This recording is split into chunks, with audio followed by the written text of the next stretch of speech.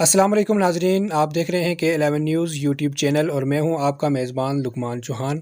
ناظرین، آزاد کشمیر کی نئی حکومت نے 6 ماہ کے اندر بلدیاتی انتخابات کرانے کا اعلان کیا ہے، کیونکہ اس سے پہلے 24-25 سال سے بلدیاتی انتخابات ہمارے ہاں نہیں ہوئے۔ یہ ایک بہت لمبا دورانیہ ہے، لمبا عرصہ ہے، جس میں کم از کم ایک نئی نسل پروان چڑھ جاتی ہے۔ اس لیے ہمارے جو آج کے نوجوان ہیں وہ بلدیاتی انتخابات سے بالکل بھی ناواقف ہیں۔ اس حوالے سے میری یہ چھوٹی سی کاوش ہے کہ میں بلدیاتی انتخابات کے حوالے سے ایک ویڈیو بناؤں اور وہ آپ تک پہنچاؤں۔ ناظرین، ویڈیو شروع کرنے سے پہلے میری آپ سے چھوٹی سی گزارش ہے کہ اگر آپ میرے چینل پر نئے ہیں تو میرے چینل کو لائک اور سبسکرائب لازمی کریں، ساتھ بیل آئیکن کا بٹن بھی دبائیں تاکہ آنے والی ویڈیو جو ہے وہ آپ تک آسانی کے ساتھ پہنچ سکے اور اس سے میری بھی حوصلہ افزائی ہو سکے۔ ناظرین، پاکستان بھر میں بلدیاتی اداروں کے قیام جو ہے وہ 1959 میں صدر ایوب خان کے دور حکومت میں ہوا۔ اس نظام کے تحت تمام صوبوں اور وفاق کے انتظام جو ہیں، ان کے ماتحت علاقے جو ہیں، ان کو اس بات کا اختیار دیا گیا کہ وہ بلدیاتی انتخابات کے لیے اپنا نظام متعارف کرا سکتے ہیں۔ بلدیاتی اداروں کے انتخاب جو ہیں یہ غیر سیاسی بنیادوں پر ہوتے ہیں۔ اس طرح سے مقامی سطح کے مسائل عوام خود ہی حل کر لیتی ہے، لیکن جماعتی وابستگیاں بھی کہیں نہ کہیں اثر انداز ہوتی رہتی ہیں، لیکن اس سے کوئی خاص فرق نہیں پڑتا۔ بلدیاتی انتخابات میں یونین کونسل سب سے نچلی سطح کی کونسل ہوتی ہے۔ الیکشن کمیشن کی طرف سے وارڈ بندیوں میں قصبہ کے لیے جو مجلس عمل میں لائی جاتی ہے اسے ٹاؤن کمیٹی کہتے ہیں۔ اس کے بعد میونسپل کمیٹی اور پھر میٹرو کارپوریشن کا درجہ آتا ہے۔ اس طرح ضلع کی حدود میں شہری علاقوں اور چھاونیوں کو نکال کر باقی جو علاقے ہیں ان کے لیے قائم ہونے والی جو مجلس ہوگی اسے ضلع کونسل کا نام دیا جاتا ہے۔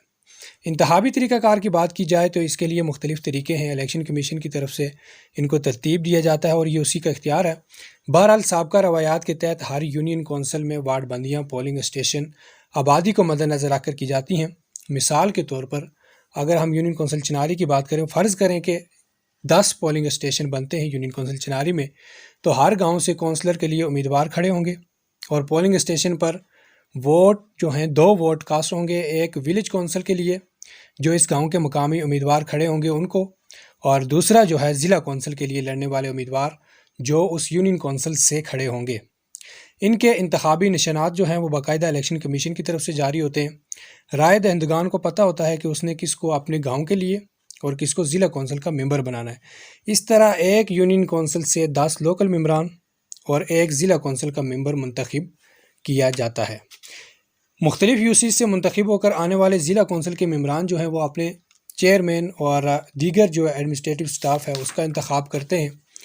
اس طرح ٹاؤن کمیٹی اور میونسپل کمیٹی جو ہے اس سے الگ سے شہری علاقوں کے لیے کام کرتی ہیں، جبکہ باقی ضلع کے معاملات جو ہیں وہ ضلع کونسل کے ممبران کے سپرد ہوتے ہیں۔ کیونکہ ممبر آف لیجسلیٹو اسمبلی جو ہے، جو قانون سازی کرنا اور ریاستی مفاد میں پالیسیاں بنانا جو ہے اس کے بنیادی کام ہے، بلدیاتی انتخابات نہ ہونے کے باعث وہ ٹوٹی نلکے کی سیاست میں پھنس چکا ہے۔ اگر بلدیاتی انتخابات ہو جائیں تو اس قسم کے فنڈز جو ہیں وہ بلدیاتی اداروں اور مقامی قیادت اپنے حساب سے گراؤنڈ ریالٹی کو مد نظر رکھ کر اس کا استعمال کرتی ہے، اور اس میں ممبر آف لیجسلیٹو اسمبلی کا کوئی کردار نہیں رہتا۔